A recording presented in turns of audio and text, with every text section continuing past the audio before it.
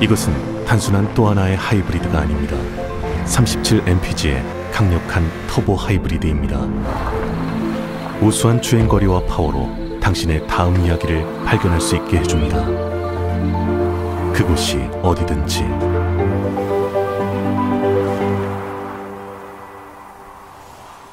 올류 소렌토 터보 하이브리드, 세계 최초의 스토리텔링 머신.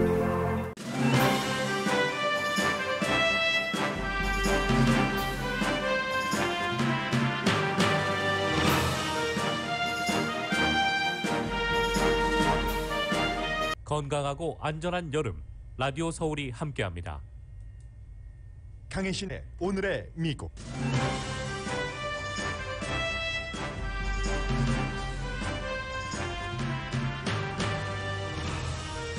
의회 도서관에 폭발 위협이 있어서 지금 관계 당국이 수사 중입니다. 아프가니스탄에서의 미군 철군을 미국인은 3분의 2가 지지합니다. 드물게 민주당, 공화당 소속 국민들의 의견이 일치합니다. 그러나 세계의 시각은 미국인들과 한참 다릅니다. 단기적으로는 미국이 국제사회에서 신뢰를 잃어가지만 장기적인 전망은 다르기도 합니다. 바이든 대통령이 연방교육부 장관에게 학교에서의 마스크 착용 의무화에 반대하는 주지사들에 대해 모든 법 조치를 강구하라는 지시를 내렸습니다. 백신 접종을 안 한 환자를 진료를 거부하는 의사들이 늘어납니다. 백신 접종을 한 환자가 피해자가 된다는 이유에서인데 논란입니다. 트럼프 전 대통령이 허용했고 바이든 대통령도 유지하도록 결정했던 알래스카 오일 시추 계획을 연방 판사가 막았습니다. 아마존이 백화점 오픈을 검토하고 있다고 월스트리트저널이 보도했습니다. 8개월 된 아이가 심장 수술을 하는데 수술비가 없다는 소식을 들은 한 올림피언이 올림픽 메달을 경매에 붙였고 그 뒤는 모두를 미소 짓게 하는 일이 일어나고 있습니다. 여러분 안녕하십니까? 오늘의 미국 강혜신입니다. 어쩐 일인지 보통 이제 9시 때 10시, 8시 처음에 이제 시작할 때는 가장 핫한 뉴스들을 TV 방송에서 하죠. 지금 케이블 뉴스를 여러분들께 헤드라인을 전해드리면서 보고 있는데 약 5분 전, 10분 전쯤인가요? 마지막으로 제가 점검을 했었던 때가 그 이후에 상황이 종료된 것인지는 모르겠습니다. 광고 나가는 동안 다시 한번 확인을 해드리겠는데 연방의사당 그 의회 도서관 근처에 수상쩍은 그 자동차가 있어서 픽업 트럭이라고 하죠. 그래서 지금 사진으로 보니까 픽업 트럭입니다. 그 안에 누군가가 타고 있기도 했고 폭발물 위협이 있기 때문에 지금 관계 당국이 의회 경관이 되겠죠. 수사 중이라고 하고 의사당 도서관은 물론이고 의사당의 뭐 여러 사람들도 대피 중입니다.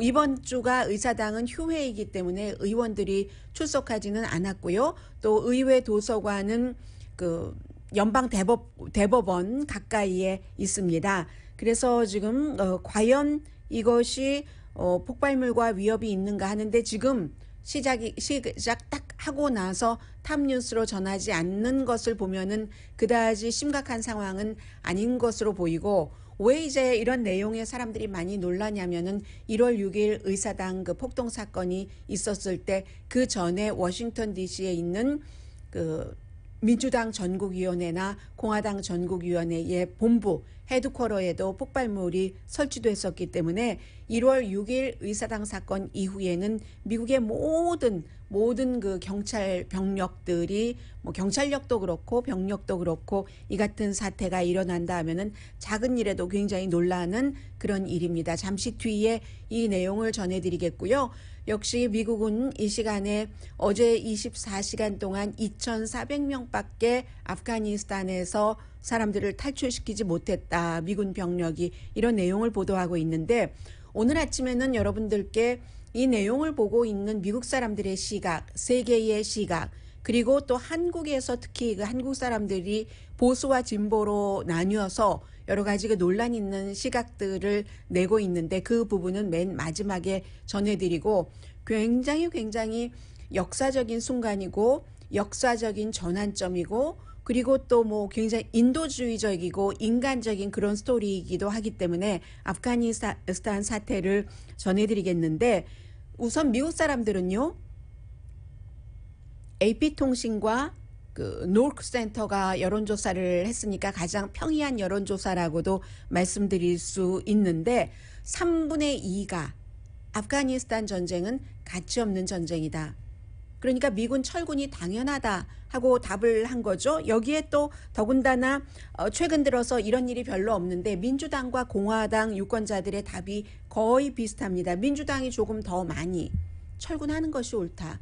그런 전쟁을 왜 돈 써가면서 미군들 다쳐가면서 숨져가면서 하느냐. 민주당 67%, 공화당 57% 해서 전반적으로 62%거든요.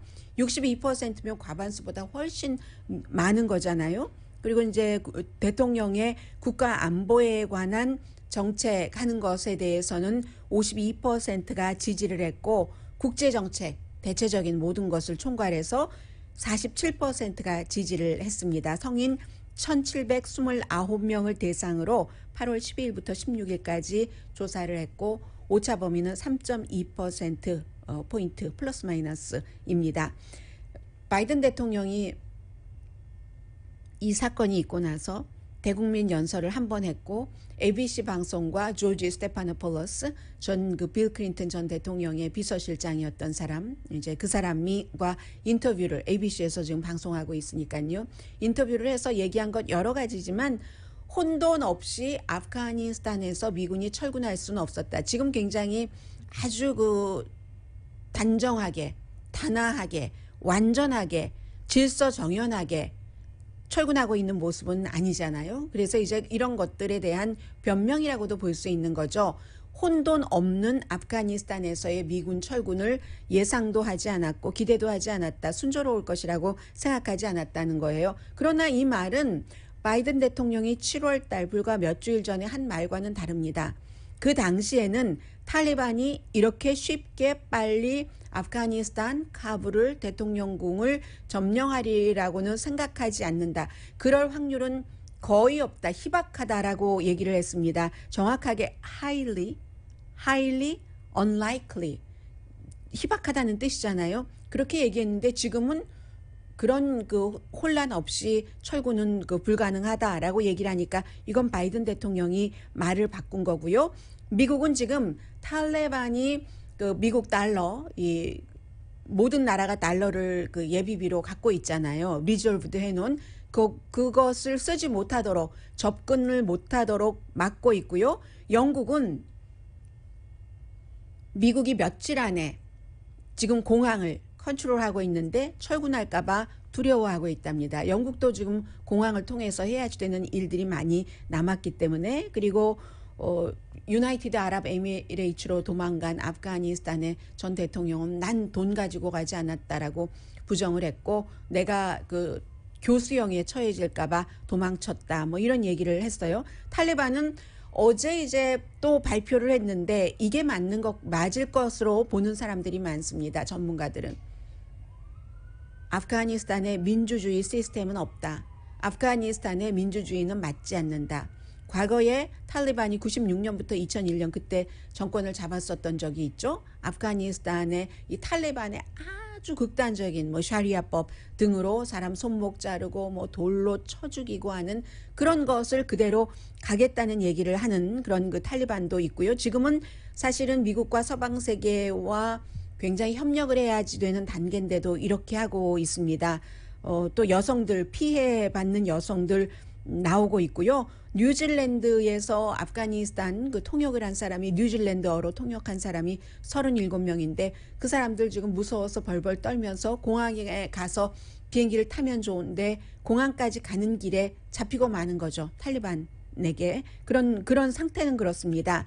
지금부터는 거의 이제 장기적인 전망까지 내놓고 세계는 아프가니스탄에 어떻게 해야지 되는가? 세계와 미국과의 관계, 미국과 아프가니스탄과의 관계는 무엇인가 하는 것을 정확하게 정립을 해준 이코노미스트의 서로 다른 두 가지 기사를 통해서 지금 아프가니스탄 사태와 미래를 좀 보겠습니다. 첫 번째는 아프가니스탄에서 그 미군이 철군을 함으로 인해서 어떻게 될 것이고 어떻게 이제 아프가니스탄을 해줘야지 되는가 하는 그 부분인데, 미국이 이코노미스트는 거의 2조 달러를 썼다고 계산을 하고 있습니다. 그리고 2,000명 넘게 미군이 숨졌지만 거기에 비해서 아프가니스탄 사람은 11만 7천 명이 숨졌습니다. 2001년부터 미국이 들어간 그 뒤부터. 그 이후에 조금 풍요로워졌기는 한다지만 다시 자유를 20년 겪은 뒤에 과거로 돌아간다는 것은 아프가니스탄 사람들에게 더 큰 고통이 될 것이고, 그리고 탈레반은 이제 과거보다 무기도 좋아졌고 전리품이죠.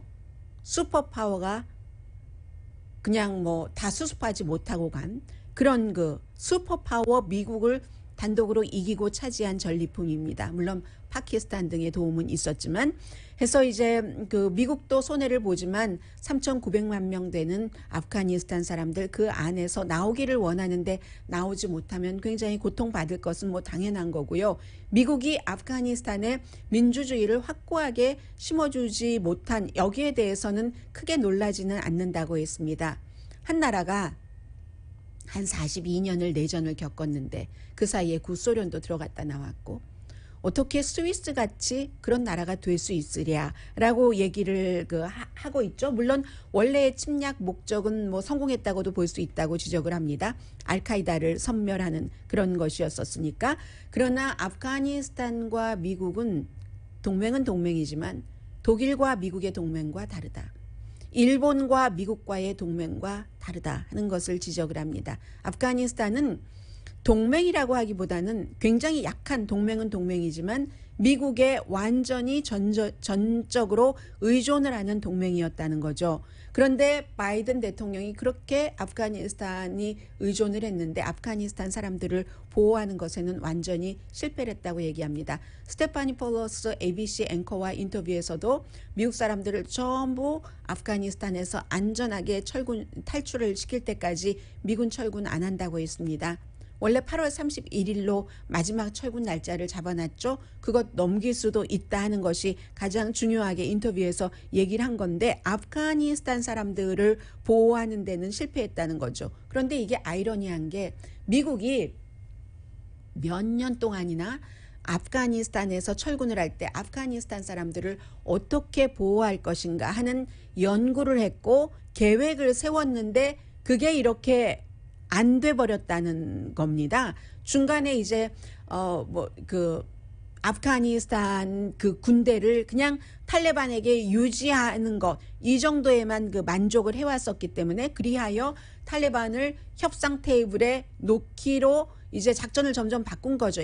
그래서 군인이 10만 명에서 줄고 10,000명으로 줄고 또 트럼프 전 대통령이 마지막에 더 많이 줄여서 바이든 대통령이 될 때는 한 2,500명 정도밖에 안 됐잖아요. 트럼프 전 대통령이 물론 탈레반과 협상을 했습니다. 그런데 이 바이든 대통령이 얘기하는 트럼프 전 대통령이 협상을 해놨기 때문에 5월 1일까지 철군하도록 아니면 탈리반과 다시 전쟁을 했었어야지 된다는 바이든 대통령의 말은 변명에 그치지 않는다고 얘기를 합니다. 바이든 대통령은 트럼프 전 대통령이 탈레반과 맺은 그 협상을 꼭 지키지 않았어도 된다는 게 이코노미스트의 해석이에요. 그 협상을 지킬 이유가 없다는 그런 그 해석입니다. 그리고 멀리 빠져나와서도 원격으로 조정할 수 있다고 생각을 한 것은 거의 망상에 가깝다고 얘기를 합니다. 탈리반에게 파워를 주고 나서 정보를 잘 해서 뭐 공격 같은 것을 한다는 건데 정보를 알아서 그렇게 탈리반에게 하루 만에 카불이 함락되고 말았는가 이런 것을 지적을 하고 파워를 가진 탈리반은 이제 완전히 믿지는 않지만 친구들이 지금 많이 생겼잖아요. 러시아나 중국이나 뭐 등등 해서. 그래서 그럼에도 불구하고 탈레반도 서방 세계와 같이 손을 잡아야지 되고요. 지원 없이는 아프가니스탄이 살아갈 수가 없지만 그리고 다른 나라도 어느 정도는 탈리반과 그 탈리반 정권 아래서 살아야지 되는 아프가니스탄 사람들 때문에 그들을 구할 시간은 있다. 그러니까 지원을 할 수 있는 한 서방 세계는 난민을 받아들이는 것도 지원이고 아프가니스탄 사람들을 위한 구호 작업을 하는 것도 지원이고 이런 것이 지금 할 일이다라고 얘기를 했고요. 그리고 이제 더 중요한 두 번째 기사는 베트남 실패와 같은 아프가니스탄 실패가 미국의 전환점이 된다. 세계에도 전환점이 된다 하면서 미국과 세계와의 관계를 얘기를 했습니다. 미국의 적들은 참 고소하다라고 생각을 하고 있고요. 뭐 러시아를 포함을 해서 그리고 모든 나라들은 자신들이 처한 위치를 돌본다 하는 거죠. 장기와 단기로 나누는데 단기부터 전합니다. 탈리반은 우선 세계가 알았다는 거죠. 미국도 알았다는 거죠. 북베트남이 아니라는 것을 알았다는 겁니다. 바이든 대통령과 미국이 그렇게 사이공 함락에 비유하기를 싫어하지만 그때와 1975년과 마찬가지 더하면 더했지 덜하지 않았다는 것을 먼저 정의를 하고 갑니다. 7월 8일에 그 바그램 공군 기지를 포기했을 때 이 공군이 없이는 될 수가 없습니다. 정보와 드론으로 한다고요?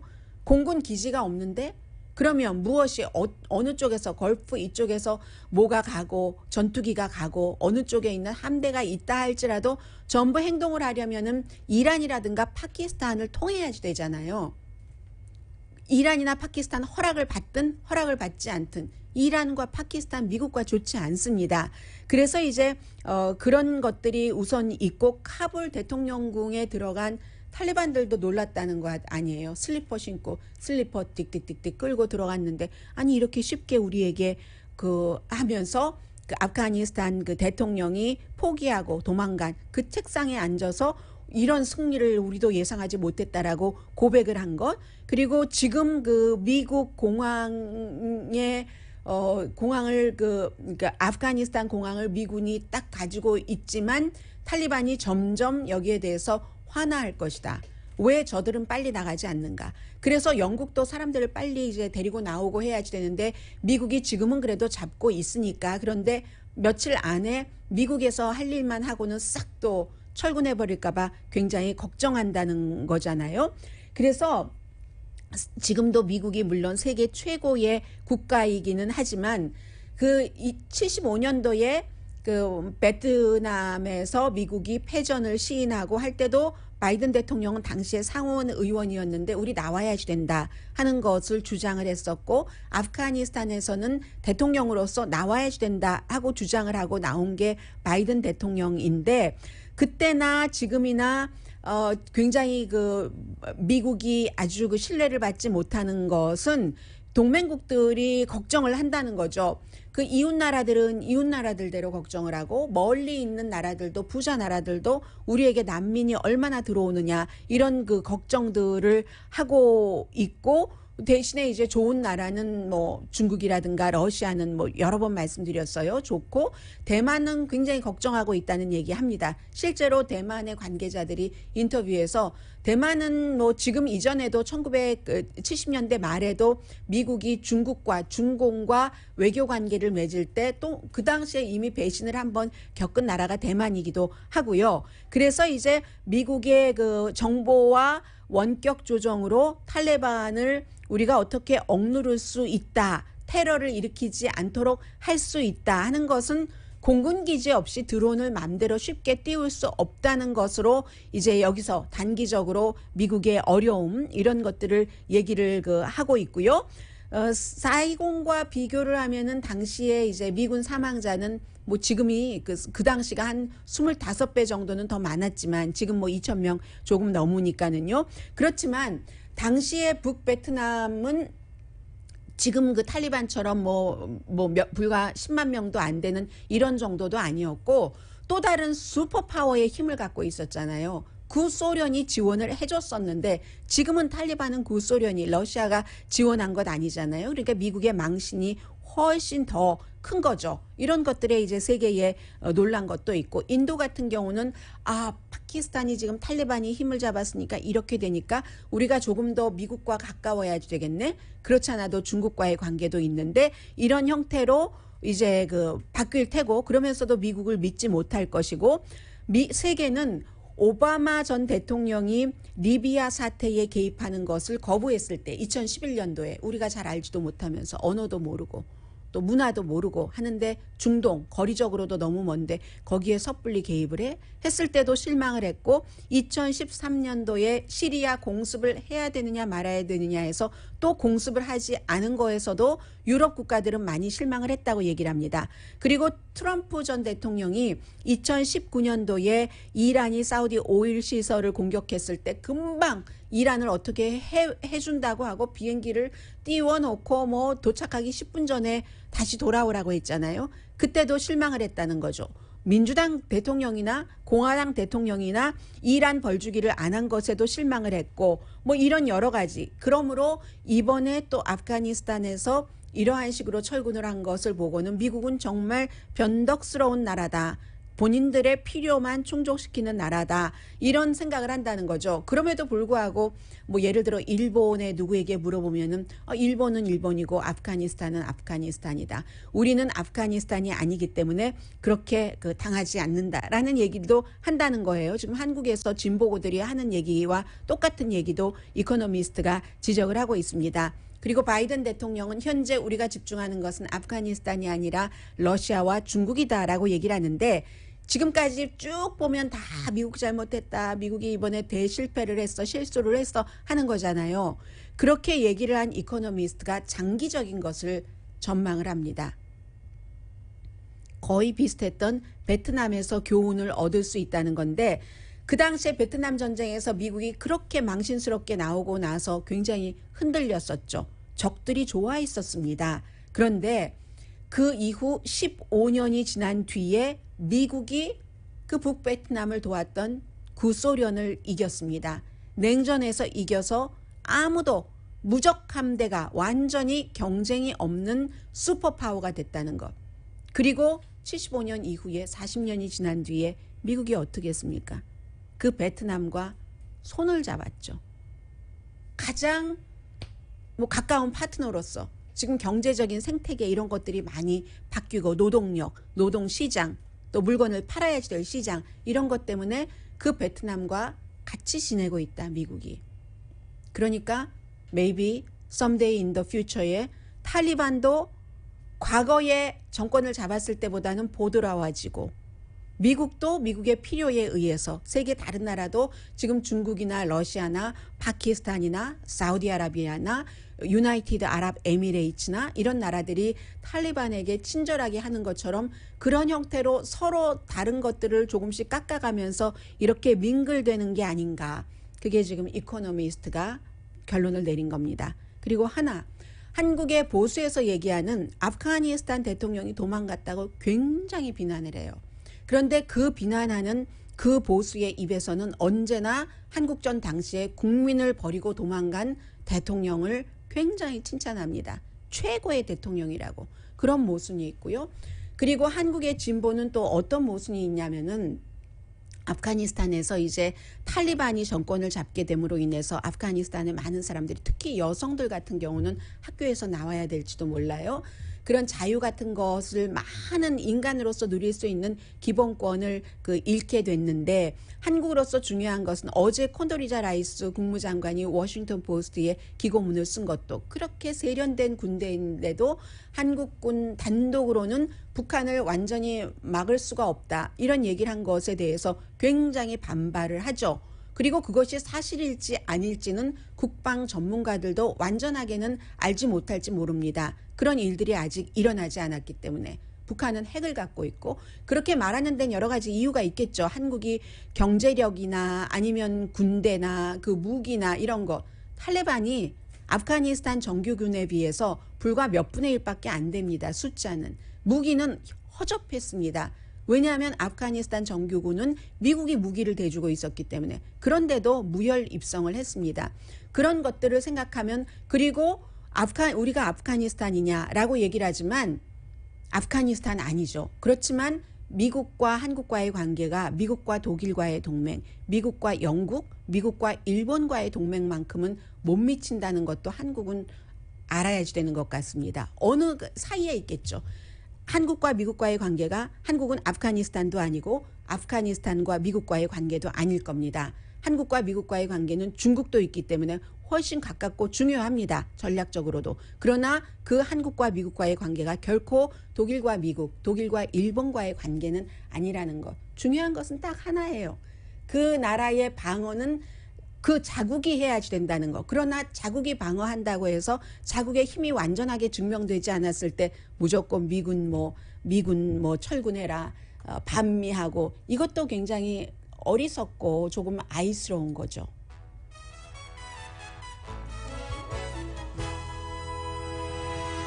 오늘의 미국은 전문가가 추천하는 이민법, 가정법 전문 지인정 종합법률사무소, 미주류 언론과 유명 인사들을 감동시킨 미주 판매 1위 카후나 마사지 체어, 한인 기업의 자랑 카후나 마사지 체어, 코지다운 갤럭시 거위털 이불은 잠이 솔솔 오게 하는 기능성 거위털 이불, 거위털 이불 전문회사 코지다운, 친절하고 자세한 상담으로 절개를 최소화하는 복강경 수술 전문 장지아 외과, 매일 아침 재래식으로 직접 만드는 검정콩 생순두부, 수라원 순두부, 우리 가족 면역 충전 프로젝트는 한국 홈쇼핑에서 챙기세요. 한국 홈쇼핑 공동후원입니다. 잠시 뒤에 또 중요한 뉴스들 전합니다.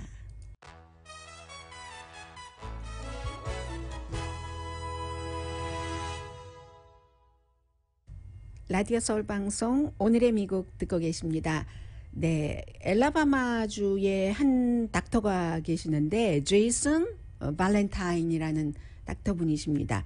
이분이 딱 그 페이스북에 본인의 사진과 어떠한 그 내용을 그 붙여 놓으셨는데 진료실 그 문에 붙여 놓으신 거예요. 나는 백신 접종을 받지 않은 환자는 진료할 수가 없다 하는 겁니다. 굉장히 논란이 많죠. 그럴 수 있다와 아니면 의사가 환자를 가려받아? 뭐 이런 얘기를 하는데 이렇게까지 하는 데는 이유가 있었죠. 이분의 백신 접종을 받지 않은 환자에 의해서 백신 접종을 받으신 환자분이 감염이 돼서 숨지셨답니다. 그 뒤로 이 의사가 내린 결정입니다. 이 발렌타인 그 닥터는 내가 다른 그 환자에게 백신을 접종받으라고 할 수도 없고 그렇게 해서도 안 되지만 그렇게 자유하니까 그렇지만 나의 또 다른 환자를 그 환자 때문에 고통받게 할 수는 없다는 게 의사로서의 이분의 그 양심, 철학적인 양심이라고 말씀드릴 수 있겠죠. 코비드가 얼마나 사람을 비참하게 숨지게 하는데 보셔서 아시는 거죠. 이분은. 그렇습니다. 그러니까 많은 사람들이 아니 모든 사람들 다 케어하겠다고 했었던 그 서약은 어디 간 거야? 라고 하지만 상황이 상황이니만큼 이해하시는 분들이 많으시고요. 어제 그 어제 아니고 화요일 날 로스앤젤레스 타임즈에도 어떤 그 닥터분이 그 기고문을 썼는데요. 본인은 코비드 환자를 치료하는 의사랍니다. 그 코비드 환자를 치료하는 의사로서 백신 접종을 받지 않은 사람들에 대한 연민은 이제는 요만큼도 아주 조금도 남지 않았다라고 얘기를 하시면서 이분은 제발 좀 맞아라. 응? 제발 말 좀 들어라. 맞아라. 뭐 이런 식의 쓰셨거든요. 근데 좀 전에 말씀드린 그 발렌타인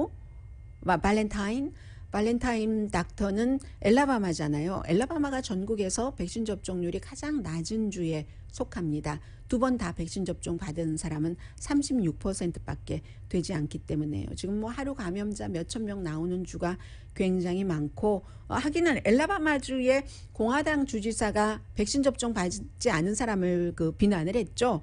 그래서 이제 이 백신에 대해서는 이제 어제 9월 20일부터라고 발표를 했고 존슨앤존슨에 대해서는 지금 이런 발표입니다. 어제와 뭐 특별히 다르지 않아요. 존슨앤존슨이 뒤늦게 시작을 했기 때문에 추가 백신 접종은 부스터 접종은 백신 접종을 받고 이제 8개월 지난 뒤에 하는데 이게 이제 그 모더나와 파이저 mRNA 방식이냐 아니면 존슨앤존슨은 mRNA 방식이 아니기 때문에 지금까지 mRNA 방식 파이저나 모더나 백신을 받으신 분들은 기간이 지나면서 효력이 많이 떨어진다 하는 것이 나왔기 때문에 충분한 데이터가 나왔기 때문에 이제 추가 접종을 확실하게 한 것이고 존슨앤존슨도 데이터가 지금 조금 부족해서 그렇지 결국은 추가 접종을 받게 될 것이다. 이제 이런 방향으로 나간다는 거예요. 몇 주일 안에 데이터가 나온다고 하니까 존슨앤존슨은 어차피 접종이 늦었기 때문에 뭐 3월 달부터인가 했기 때문에 8개월 지나려면 11월 돼야 되잖아요. 그 사이에 이제 나오는 거죠. 데이터가. 해서 아마 존슨앤존슨 접종 받으신 분들도 접종을 또 받으셔야 되겠죠. 이 경우는 존슨앤존슨은 또 같은 mRNA 방식이 아닌 존슨앤존슨 방식의 존슨앤존슨 백신을 맞게 되겠죠. 그리고 중요한 것은 이제 영국에서도 또다시 데이터가 나왔는데 이게 백신 접종을 받으신 분들이 감염되실 확률이 적은 것 분명해요. 감염돼도 병원에 가실 확률이 적은 것도 분명하고 사망하는 확률은 너무너무 적은 것도 분명합니다. 다만 내가 그러니까 바이러스에 걸렸을 때 백신 접종을 받으신 분들은 덜 아프잖아요. 안 받으신 분들보다. 그리고 증상도 없는 경우가 많은데 그 채로 다른 사람들에게 감염시키는 이 전이율은 백신 접종을 받지 않은 사람과 거의 비슷하다는 겁니다. 이게 굉장히 중요하죠. 그래서 그렇기 때문에 마스크를 써라. 나도 모르니까 백신 접종을 다 받았기 때문에 건강관리도 잘하고 잠도 잘 자고 하니까 내가 걸렸는지 모르는 거예요. 모르는 상태에서 다른 사람들에게 감염시킬 수 있기 때문에 그렇다는 거고 여기에 이제 계속 이제 많은 대부분의 공화당의 주지사들이 개인의 자유가 있는데 왜 국가에서 마스크를 써라 말아라야 학생들에게 백신 접종 받지 않은 학생들에게 어린 학생들에게 이렇게 서로 팽팽하게 가고 있는 거잖아요. 말하자면 주교육부는 공화당 주지사인 경우는 그 자신의 주교육부를 동원해서 학생들에게 마스크 쓰는 것을 의무화하는 교육부나 그 교육 관계자들에게 불이익을 주는 것을 검토를 합니다. 근데 이게 주에서 끝나는 게 아니잖아요. 미국이 연방이 있죠.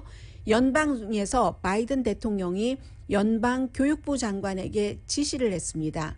어떤 지시냐면은 학생들을 마스크를 쓰지 못하도록 하는 그런 주지사와 주의 법적으로 할 수 있는 모든 방법을 다 해라. 이건 곧 소송을 해라. 이런 거잖아요. 할 수 있다면. 소송을 왜 합니까? 그 주지사의 마스크 쓰지 못하도록 하는 그 같은 행정명령 같은 것을 또 중지하도록 하는 그런 그 법적인 그 효력을 갖고 있잖아요. 그래서 이제 지금 미구엘 카더나 그 교육부 장관이 그 점에 대해서 열심히 그 일을 하고 있고 학생의 안전을 위해서 질병통제국의 안내를 따르라는 얘기고요. 연방교육부에서는 그리고 질병통제국에서는 학생들의 안전을 위해서 그런데 이제 그런 것에 반대하는 주정부에서는 자유 그리고 이거 상당히 정치적인 거다. 정치적으로 바이러스를 위험스럽게 보이게 해서 정치적으로 뭔가 민주당 정부에서 이득을 얻기 위해서 그러는 거야. 이게 이제 지금 공화당의 주장이잖아요. 그런데 이게 만약에 서로가 예를 들어서 서로가 정치적인 것이 얼만큼씩은 있겠죠. 정치인들이 하는 행위니까 정치 행위입니다. 그런데 이 케이스의 정치 행위는 그렇게 구태여 정치 행위라고 따지면 민주당이 이길 확률이 높죠. 민주당에선 지금 정치 행위라고 하지 않습니다. 바이든 대통령도 교육부 장관도. 학생들의 안전을 위해서 하는 조치라고 하지만 만약에 정치 행위라면 똑같이 정치 행위를 하는 것이라면 안전을 위해서 마스크를 쓰는 것이 안 쓰는 것보다는 안전하잖아요. 안전에 도움이 되잖아요. 그런 부분이죠. 그래서 뭐 어느 주라고는 교육부 장관이 얘기를 하지 않았지만 공식적으로 전부 레터를 보냈거든요. 뻔하죠. 플로리다, 텍사스, 애리조나 그리고 그 밖에 또 아이오와, 오클라호마, 사우스캐롤라이나 또 테네시, 유타 이런 주가 주지사가 마스크 쓰지 못하도록 하고 있기 때문에 그렇습니다. 그리고 마이애미데이드 카운티가 미국에서 네 번째로 큰 교육구죠. 이 교육구도 주지사의 주장 무시하고 학생들에게 마스크 쓰는 것 의무화했습니다. 그러니까 오늘의 미국을 듣고 계신 여러분들께서는 부모님들께서는 공화당 주지사들의 주장인 자유를 택하라 마스크 쓰지 않도록 하는 것을 따르실지 아니면 여러분들 그 로컬 교육구가 마스크 쓰는 것을 의무화한다면 그것을 따르실지는 사실은 답은 나와 있는 것 아닌가요? 그래도 시위하는 사람이 그렇게 많다고 하잖아요. 마스크 쓰는 것을 의무화하면 안 된다고. 잠시 뒤에 경제 관련 뉴스 전합니다.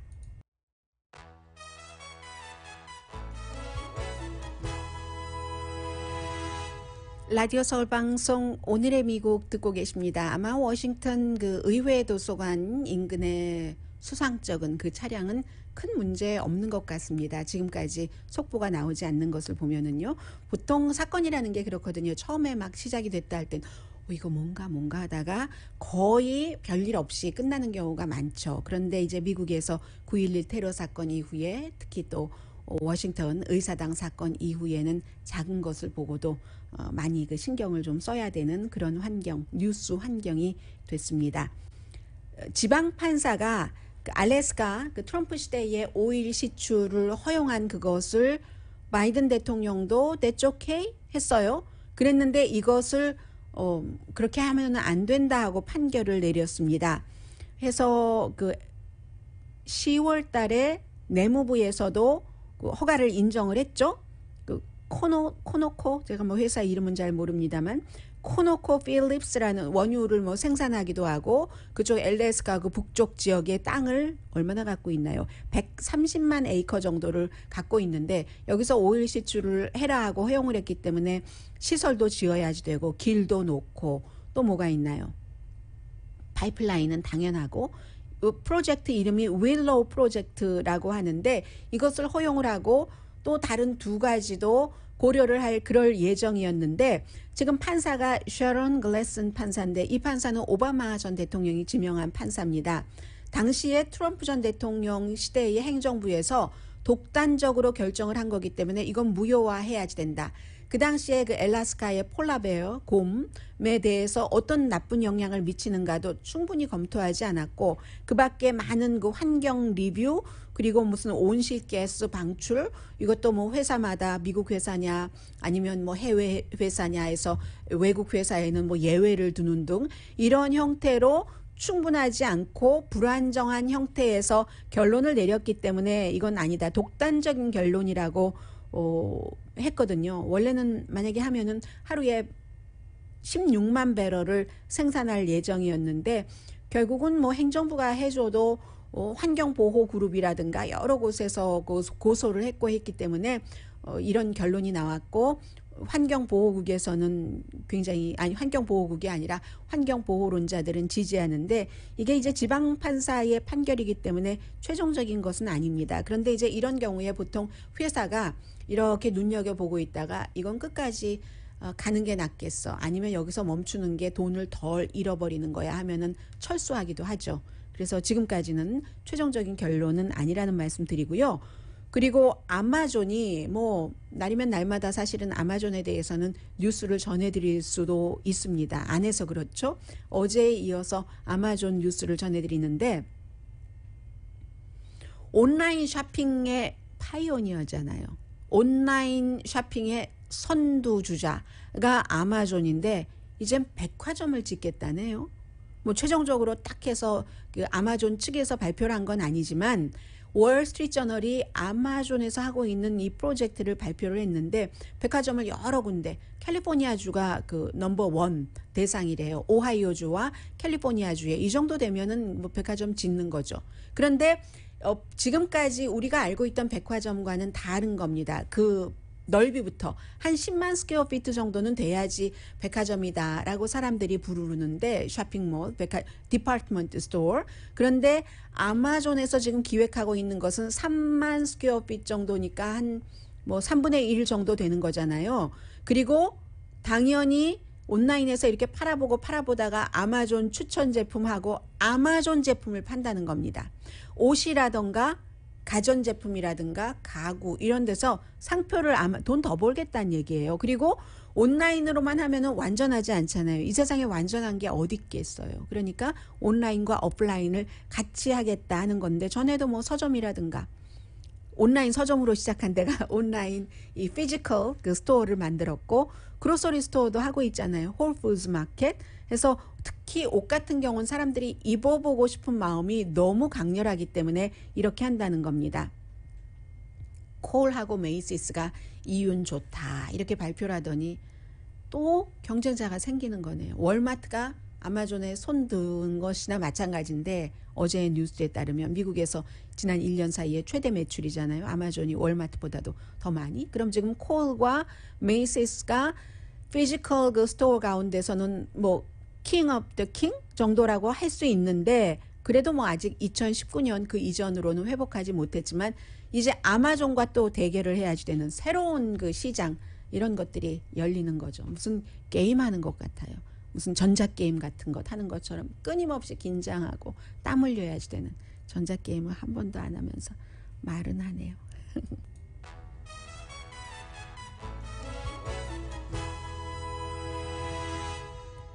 라디오 서울 방송 오늘의 미국 듣고 계십니다. 제가 처음에 이 기사 보면서 이제 처음에 보면 제목만 보잖아요. 제목 보고 이걸 여러분들께 전해드려야 되나 말아야 되나부터 결정을 하는데 제목만 보고 그거 누가 좀 도와줬으면 됐지. 그리고 처음에는 이게 뭐였냐면 어쨌든 한 도쿄 올림픽에 출전을 해서 은메달을 딴 선수가 8개월 된 아이를 위해서 그 은메달을 팔았다라는 게 헤드라인이었어요. 아이 엄마인가 보다라고 생각을 하면서 아니 그러면 누가 좀 도와주지 그 은메달리스트가 은메달을 팔 정도까지 이렇게 생각을 했거든요. 그런데 스토리를 보니까 원반 던지기를 하는 마리아 아드레자크라는 선수라고 하거든요. 어느 나라 선수인가요? 폴란드 선수입니다. 그런데 이 선수가 그 도쿄 올림픽 하기 전에 그 스토리를 알았다는 거예요. 이제 생후 8개월 된 아이가 심장 수술을 해야지 되는데 돈이 없는 거예요. 그리고 폴란드에서 그 아이의 심장 수술을 할 만한 기술이 없기 때문에 미국에 와서 미국 의사에게 수술을 받아야 되면 아이 혼자 오는 것도 아니죠. 모든 경비, 수술비를 포함해서 이 얘기를 듣고는 내가 이 메달을 팔아야지 되겠다 해서 페이스북에 이제 이런 사연을 얘기를 하고 경매를 붙였어요. 그랬더니 폴란드에 말하자면 뭐 미국에 있는 세븐일레븐 같은 스토어인가 보죠. 컨비니언스 스토어에서 발음 못하겠는데요. 잽카 이런 데서 12만 5천 달러에 샀답니다.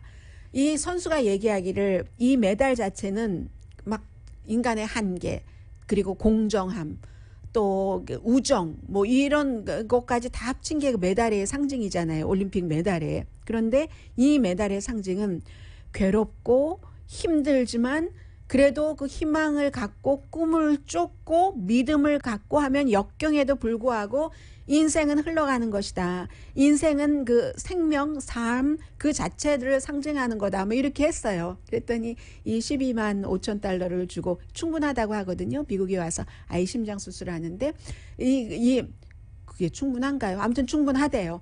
그래서 이 회사가 메달은 다시 킵하도록 했답니다. 그러니까 딱 헤드라인만 보고 했었던 저의 그 상상들이 얼마나 어줍지 않은 상상이었어요.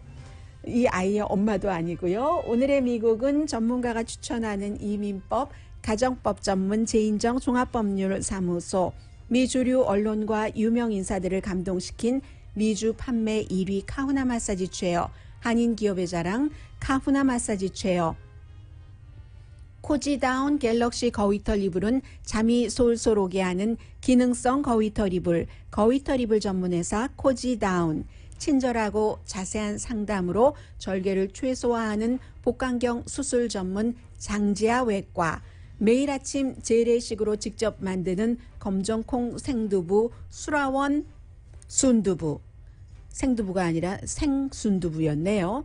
우리 가족 면역 충전 프로젝트는 한국 홈쇼핑에서 챙기세요. 한국 홈쇼핑 공동후원이었습니다. 10시에 좋은 아침, 좋은 하루 방송됩니다. 네, 지금 저희 회사에 이렇게 그 플라스틱 쉴드가 있잖아요. 방패막이가 있잖아요.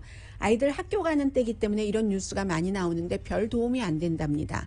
물론 특별한 경우에는 도움이 될 수 있어요. 누가 기침을 바로 앞에서 한다던가 막 그런 경우 확 했을 때 그럴 때는 그렇지만 아니면 오히려 데드 존이라고 해서 요런 데 가까운 데는 또 붙어 있잖아요. 그런 형태로 모든 것이 완전하지 않다는 거죠.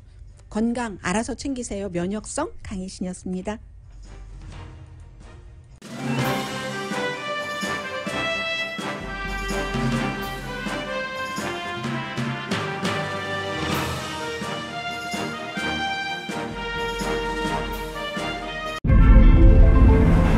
이것은 단순한 또 하나의 하이브리드가 아닙니다. 37mpg의 강력한 터보 하이브리드입니다. 우수한 주행거리와 파워로 당신의 다음 이야기를 발견할 수 있게 해줍니다. 그곳이 어디든지.